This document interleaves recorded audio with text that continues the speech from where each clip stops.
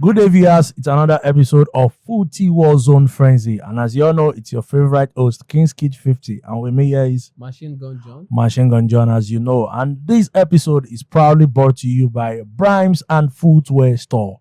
Now, we're here to talk about the CAF Footballer of the Year, the male and the female version. But we are making emphasis on the male version. Now, we're looking at three candidates. I think the three front runners. You agree with me that we have the likes of Victor Osimhen from Nigeria and Galatasaray. We have the likes of Mohamed Salah, Egypt and Liverpool, and Achraf Hakimi of PSG and Morocco. Machine Gun John, who are you rooting for? Well, before I tell you who I'm rooting for, I feel what is the yardsticks for measuring the CAF Footballer of the Year? Because no matter what the yardstick is going to be, I believe Victor Osimhen is automatically out. If we are going to say who won the most, then it's definitely Achraf Hakimi. And if you are going to say the best performing footballer in Europe or in the world in the previous season, everybody know is Mohamed Salah. But in both ways, it's a loss for Victor Osimhen. So it's going to boil down to which category, what's the yardsticks that it's going to be the most important in deciding the winner of the CAF Player of the Year. What do you think? Speaking of the yardstick, if you would ask me, I wouldn't rule Victor Osimhen out yet, just yet. And this is the reason. At the beginning of last season, there's this saga with Osimhen and the Napoli team in general, the head coach and all in general. So he didn't really perform. I didn't really have that game time. There was distractions here and there.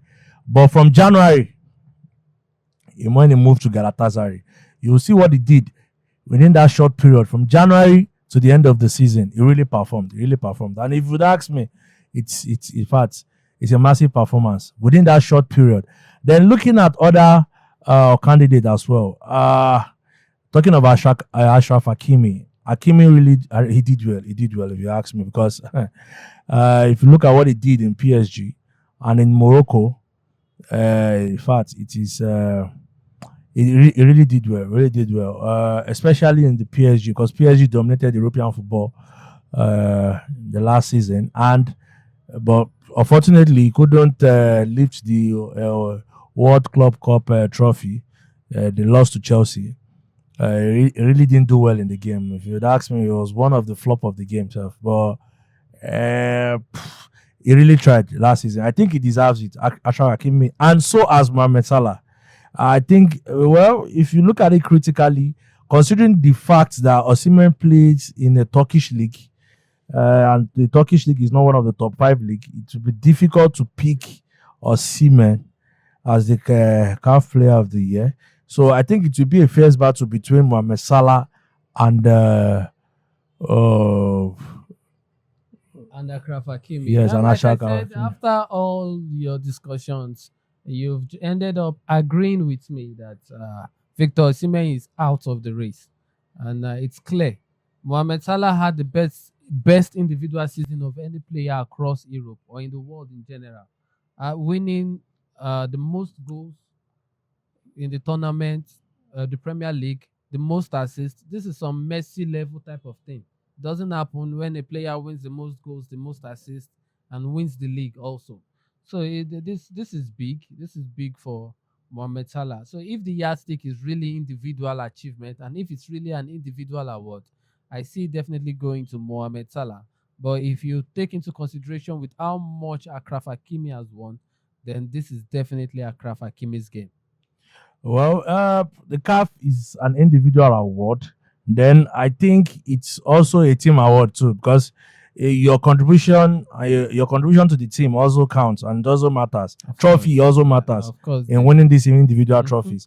And Mohamed Salah, I think people don't appreciate what Mohamed Salah do enough, because he does this consistently, season by season. So people just turn their deaf eye. It's okay. He has always been in the conversation. So he has taken the pass so high that even when he delivers a 30 goal contribution in a season, it's a norm. If someone else should try that, like the likes of Nicholas Jackson, should have a 30 goals contribution within a season, you will see him being tipped to win this kind of award. But Mohamed Salah has made it a norm, and I feel he's suffering for it also.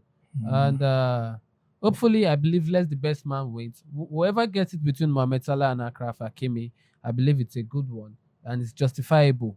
Whoever gets it of the two. Thank you very much for watching this episode of Footy Warzone, and it's your favorite host, King's Kid 50. Please don't forget to like, comment, and share at Footy Warzone across all social media platforms. Thank you very much.